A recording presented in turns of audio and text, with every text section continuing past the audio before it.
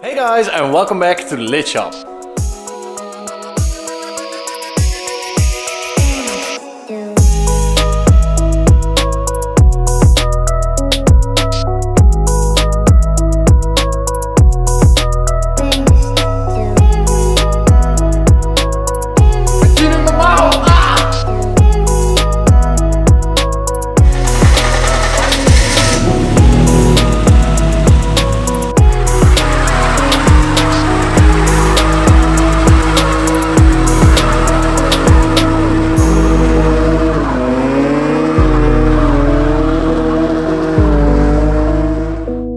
So today we're not going to work in the Lit Shop itself, we're going to work on another location, and I think it's best for me to explain there why we are working there and not here, so let's go to the other location.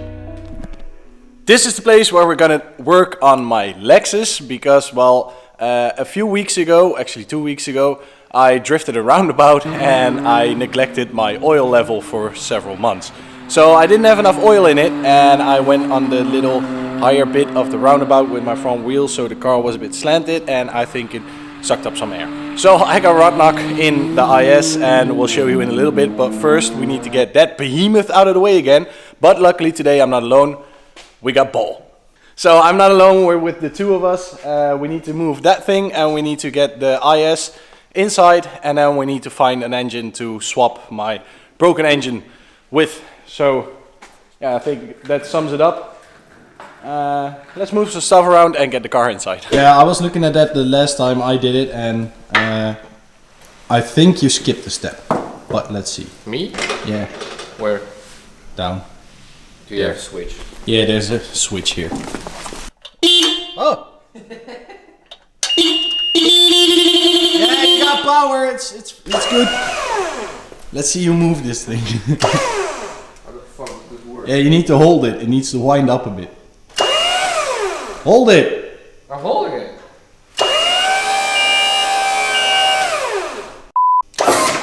That's steering. Yeah, like that. Where the fuck do I need to go? I like it. You look like a real professional. I have no clue what the fuck I'm doing. Do you know where the brakes are? Huh? Do you know where the brakes are? No. Don't forget to brake! Alright, I'm gonna fetch the car. Can you open the door when I'm near? So this is the car that I've been driving the last 2 weeks and it was a fun car, but I am really happy that I got my IS back. That's way more comfortable and luxurious. But Amber, thank you for loaning me your Starlet. Now let's get this beauty inside, swap the engine so I can finally drive it again. That still works. Alright, let's see if it starts. Oh yeah, that rod knock. It's just a little bit, but it's enough to be dead. Let's get it inside. Over there, yeah.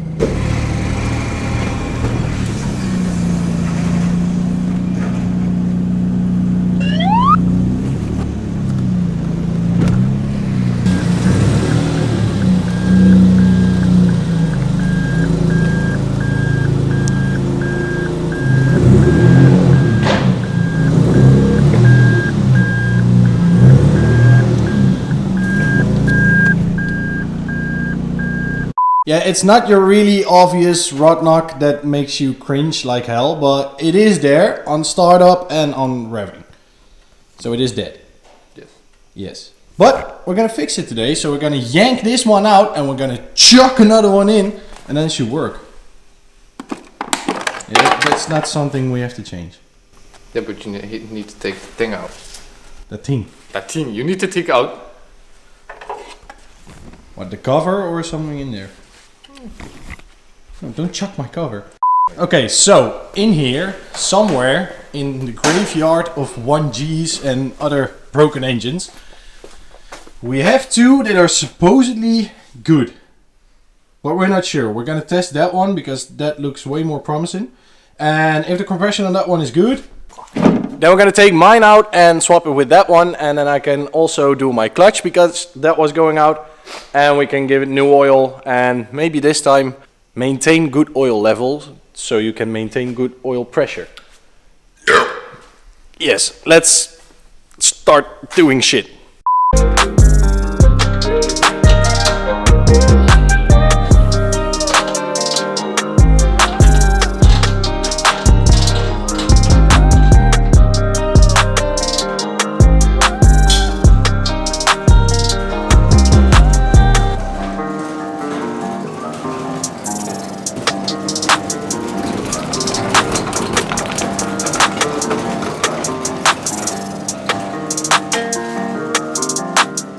I got an engine! So now Bouke is going to take off all the accessories from the car, so we have the bare engine that we can pull out. Yeah, like that, good job. And then I'm going to pressure test that engine, see if it's good. And then Bouke should be quite far and we can already start yanking this one out, prepping that one, getting that one in, and then doing the burnout. So to compressor test this thing, I need to take out the remaining 5 coils and plugs. Well, actually 6 plugs, 5 coils. So it is closed up, that's good. When those are out, I can hook up the starter to the jumper pack. I can make sure that the throttle body is open, and then we can put the compression tester in every cylinder, and then we know if this one is good or not. And I damn hope it is. I got all the spark plugs out. Now I got a jumper lead from the starter, from the signal to this clamp, and the clamp also has the positive, the big one for the starter. Then it goes to the jumper pack, so if you turn on the jumper pack, it tries to start. So now it's time to do the compression test, and never forget to open your throttle body, because if you forget that, the engine cannot suck in any air, and then your compression test is going to be lower than it actually is because it cannot compress air, because air doesn't get in. So always make sure to open your throttle body, hold the engine a bit. Okay, let's see what the first one is.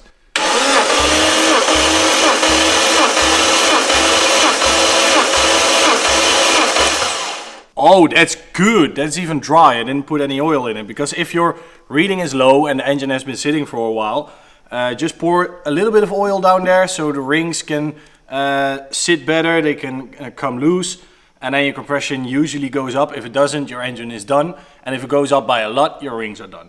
So this is actually really good. Try testing 13 bar, 200 exactly. So 200, I'm happy with that. Yeah. So let's go to the rest of the cylinders, and then let's see if they are all good.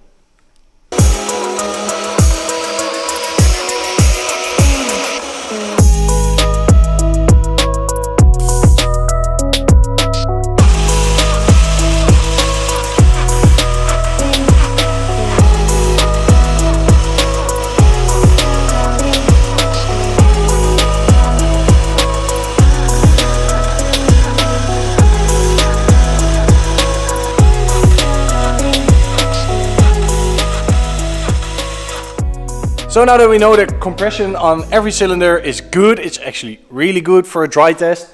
So now I am going to take off the transmission, check the clutch that's in there, because my clutch is on its last leg.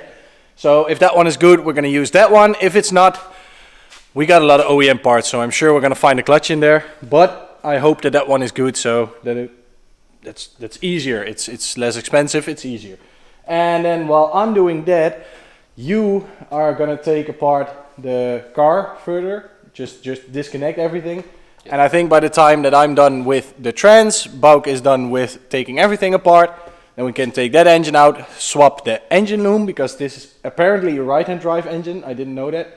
So we need to swap the engine loom, and we need to swap some little parts. We need to swap manifold, the VVT solenoid, and then it should be good. So we're gonna do that. And then before we know it, we can swap the engine. Yep. It's going in the right direction. It's going quick. So trans taking apart. A few minutes later. I got all the trans bolts out, so now if I yank it a bit, it should come off. Yeah! There is my possibly new trans. How far are you?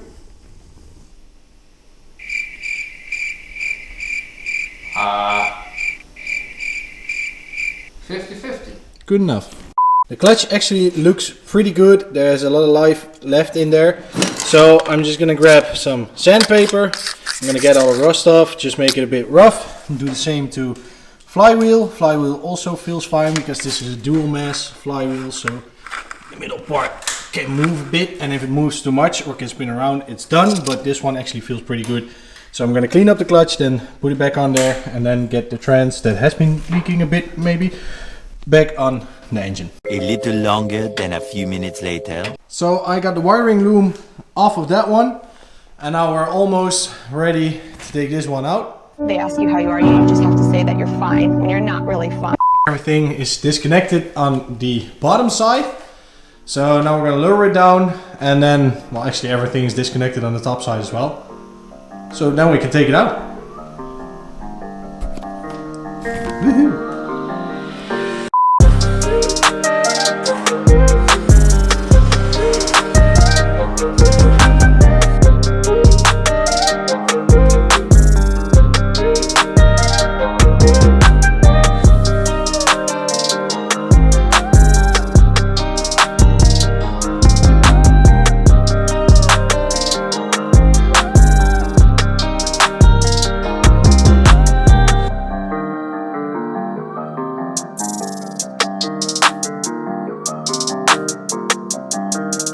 Dude, my car is so low, I drag my air conditioning pump.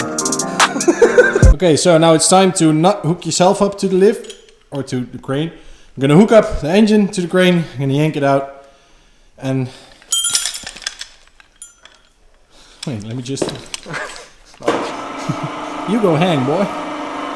You're not gonna hold on to that. Oh, he is. I'm not stopping. No, stop! No! Is that that? No, not on my car! I'm just gonna drop even more! I'm afraid of heights.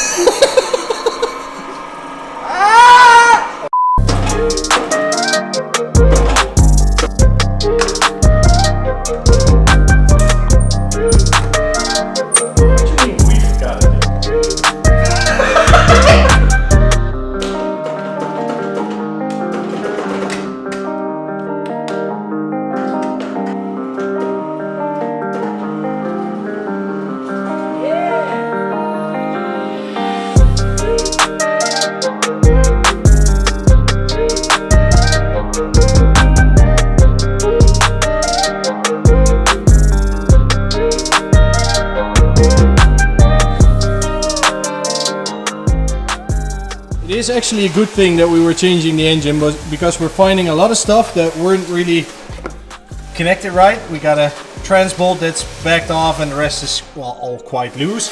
And if Bouke can lift the engine a little bit for me, this engine mount is not really connected as well, and there are multiple things on that engine that aren't really right. So we transferred everything to the new engine, and now it's actually time to lift it up and put it in the ditch.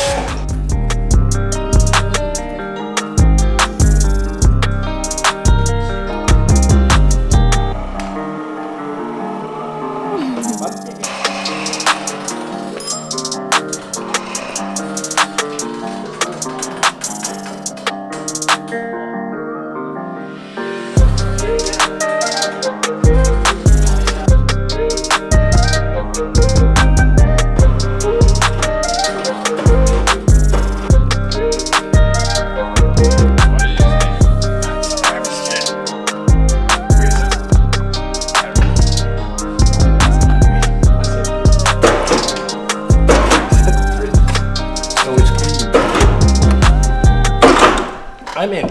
I'm not.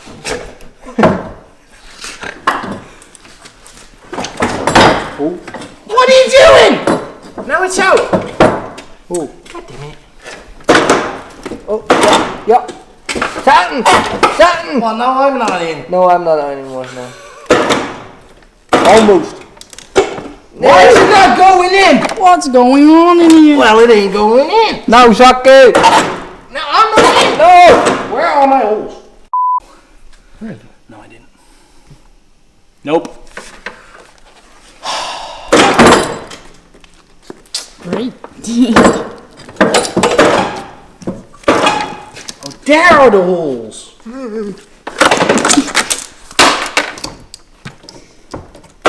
I'm in. Ooh. Are you in? Wait. I'm in.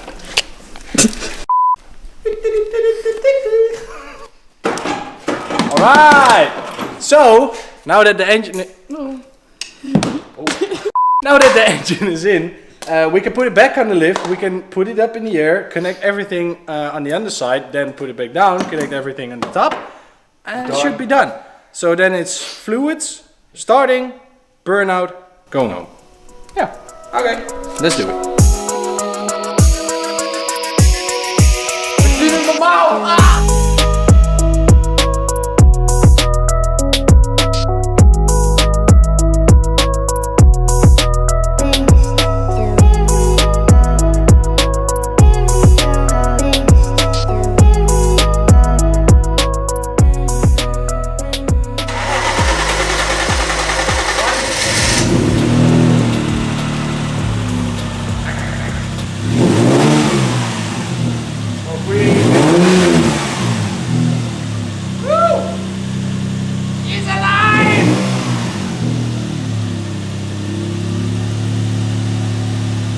The Lexus runs again, and it runs actually pretty good. So now it's time to put the hood back, button up some stuff in the engine bay. Bouke is putting the shifter and the mid console back.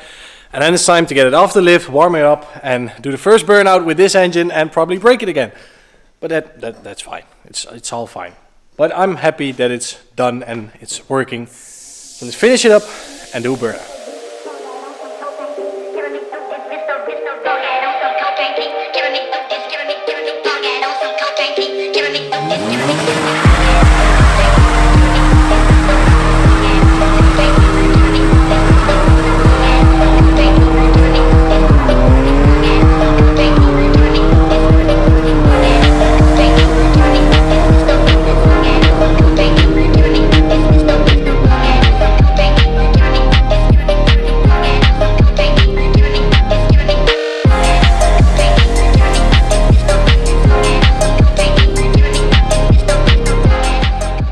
Lexus is back home, we are back home. It was not a really long day, but still a long day, but we did it in one day.